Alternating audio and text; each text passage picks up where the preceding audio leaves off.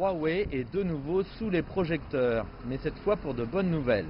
Les profits de l'entreprise ont battu de nouveaux records. Les revenus des ventes ont représenté 721 milliards de yuan l'an dernier, soit plus de 106 milliards de dollars, en hausse de 19,5%. Le taux de croissance composé de ces 5 dernières années a atteint ainsi 26%. Nos profits nets ont atteint 59 milliards de yuan l'an dernier, soit une hausse de 25%. Toutefois, Huawei a été dans une position difficile ces derniers mois. Le déploiement de la 5G a été restreint par Washington en raison des liens supposés entre la compagnie et le gouvernement chinois. Le fondateur de l'entreprise s'est expliqué en contestant la décision lors d'une interview à la BBC le mois dernier. Je m'oppose à la décision des États-Unis. Ce genre d'action motivée politiquement n'est pas acceptable.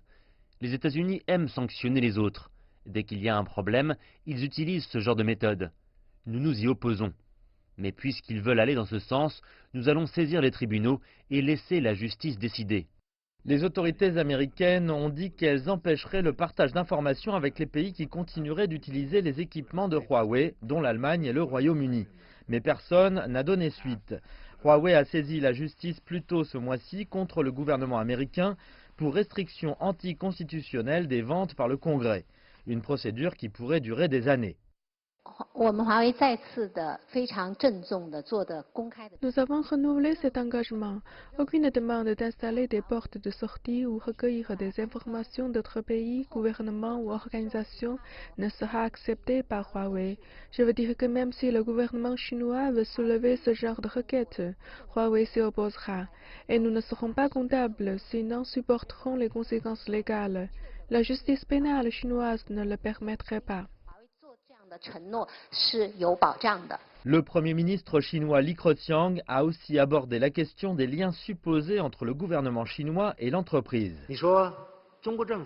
Vous demandez si le gouvernement chinois demandera à des entreprises chinoises d'espionner d'autres pays. Je ne sais pas si vous faites référence à des gouvernements ou à des particuliers dans d'autres pays. Mais laissez-moi dire que ce n'est pas possible selon la loi chinoise. La Chine ne se comporte pas de cette façon. Nous n'avons pas fait cela et nous ne ferons jamais cela.